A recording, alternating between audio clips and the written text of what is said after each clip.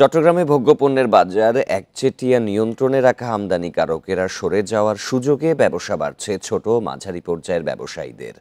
রমজান সামনে রেখে ভোগ্যপণ্য আমদানিতে ফিরেছেন অর্ধশত ব্যবসায়ী।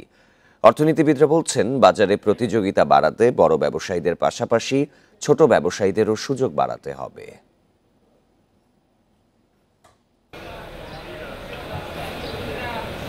অনেক বছর ধরে ভোগ্যপণ্যের পাইকারি বাজার খাতুনগঞ্জে চিনি, সয়াবিন সহ কয়েকটি পণ্যের বাজারের নিয়ন্ত্রণ ছিল এস আলম গ্রুপের হাতে। একইভাবে রমজানের প্রয়োজনীয় পণ্য, ছোলা, ডাল সহ আরও কিছু পণ্যের বাজার নিয়ন্ত্রণ করতেন বড় ব্যবসায়ীরা।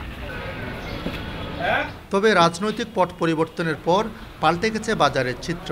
আমদানি শুরু করেছেন এক সময় বাজার থেকে সরে যাওয়া ছোট ও মাঝারি ব্যবসায়ীরা।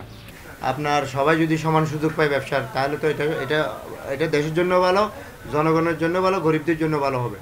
একটা আপনার আপনিও মাল বিক্রি করতে পারবেন ইম্পোর্ট করে, আরেকজনও মাল বিক্রি করতে পারবে, তখন একটা কম্পিটিশন।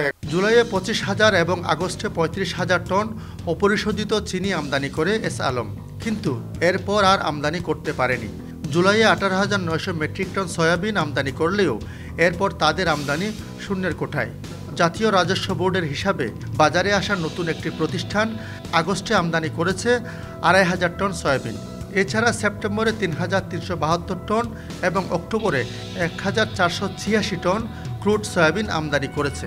যে তারা সেই সুযোগটি পাচ্ছেন, আমি মনে করি যে এটা ইতিবাচক দিক। তবে এটিকে আমার মনে হয় যে আরও প্রসার করা উচিত, সবাইকে সমান সুযোগ করা দেওয়া উচিত এবং ব্যবসায়ী বা আমদানি ক্ষেত্রে যেন কোনো বৈষম্য শিকার না হন। অর্থনীতিবিদরা বলছেন, বাজারে বড় ব্যবসায়ীদের পাশাপাশি মাঝারি ব্যবসায়ীদের সুযোগ বাড়াতে হবে।